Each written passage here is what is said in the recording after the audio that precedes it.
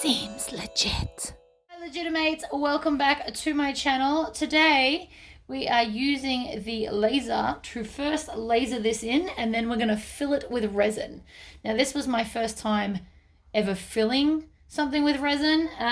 There's a couple of errors, but that's all right. I still think it's amazing. It sparkles. It's got glitter in it. I don't know if you can see that.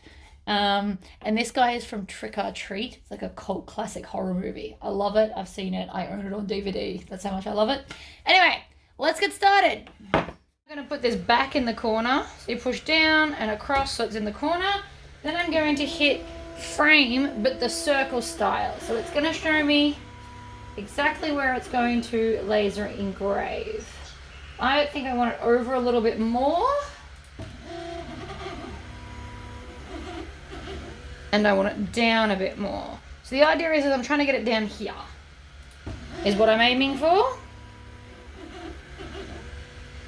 There, looks good. So I've got my settings to 100% power, 50 millimeters a second, and we're gonna do 2 passes to make it deeper. So I have sped this up really, really fast, otherwise we'd be here for hours. And as fun as it is to watch, it's definitely more fun to watch it sped up like this. So this is about 100 times its original, which this took about an hour and 45 minutes to fully laser both the layers. Now, I did try on the back to do it one slower layer, but I found it just kind of burnt the wood instead of engraving it. So on this side, we're doing it the correct way. So 100% power and then 50 millimeters per second and 2 passes I found works best. You can also get a better, deeper result if you use an air assist as well, but I don't have one to connect to this particular machine. I am now just trying to take off some of that charring, and I've just pushed the machine out of the way. You can see a lot of it's still there. So I used the sander and then the brush to get it off. Alright, so this is all the stuff I'm going to use. I don't have orange dye, so I'm going to use red and yellow together because that's how you make orange. I've also got some mica powder here that's like a goldy orange color, so I might put a little bit of that. And if it doesn't work out, I can always add orange glitter. It's my board, I can do what I want. I'm going to use this as my measuring container because I don't need a lot. It's deep, but it's not so deep it's going to be outrageous. So the idea is for this particular type, we do 2 parts of this to 1 part of this.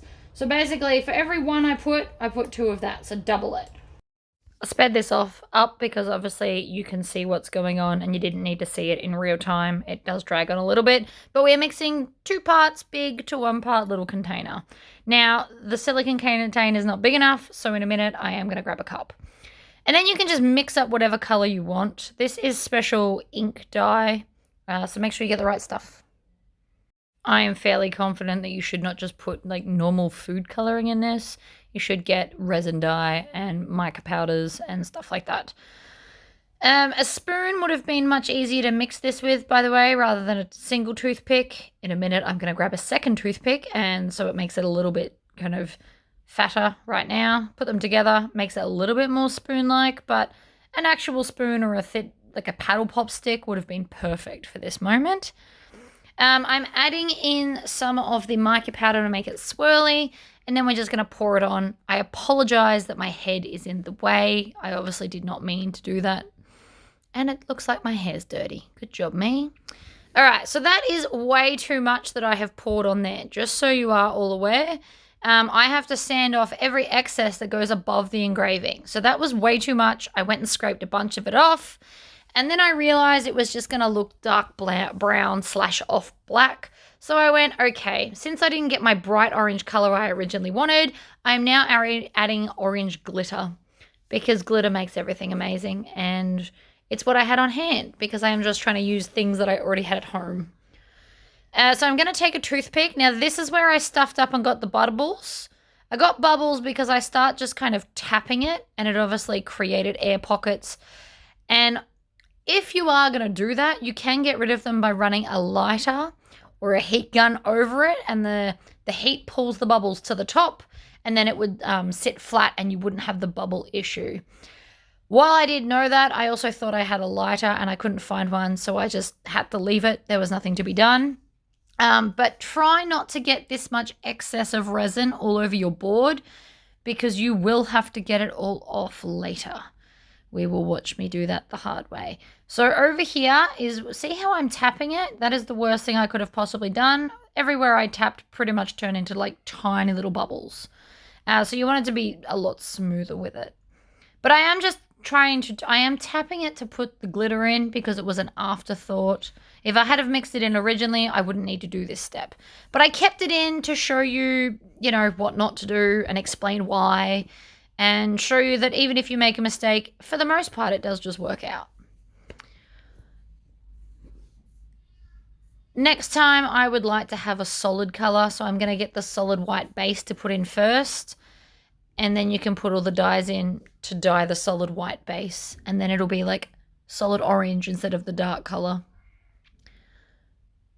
But I do still like the overall effect of the glitter. But you do have to leave this cure. So you have to leave it for 24 to 72 hours for it to fully harden. You can go back an hour later and it's still touchy. And that's not as great as you'd hope. So once it's all dry, we are going to take it outside. I'm going to use a sander. Now I start with, see, you can see how it's all solid and all that shiny now needs to come off. No, it won't pick off either. You actually have to sand it. So I'm using a small mouse sander because I can be targeted. I do also change that sanding pad down pretty soon. But we start with an 80 grit because it will chew into it faster and we won't be there forever. And then after the 80 grit, I switch back to a 240 grit.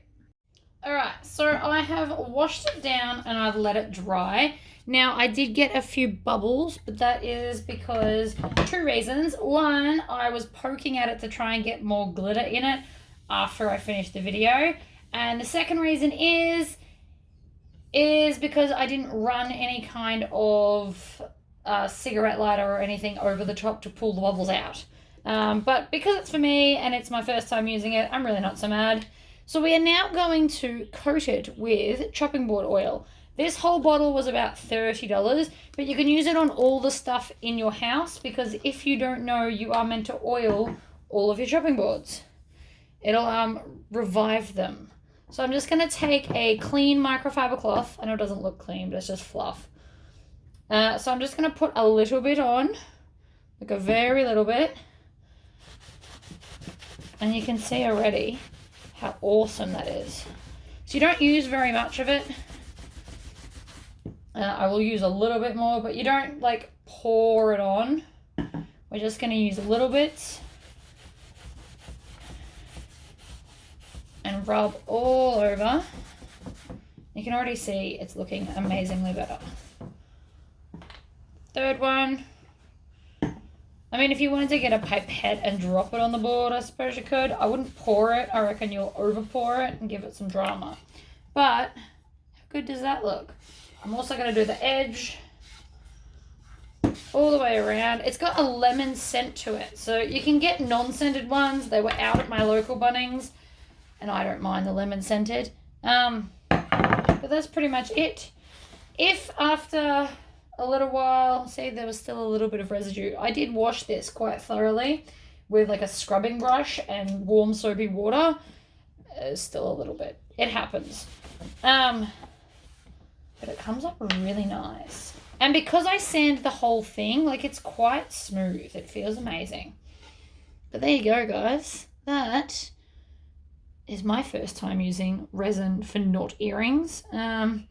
Again, the bubbles are a slight concern. If I want to, I could always go back and fill them, but I still think it looks pretty good. I will definitely be using it at Halloween time anyway. All right, guys, thank you for tuning in. I will see you next time. Bye-bye.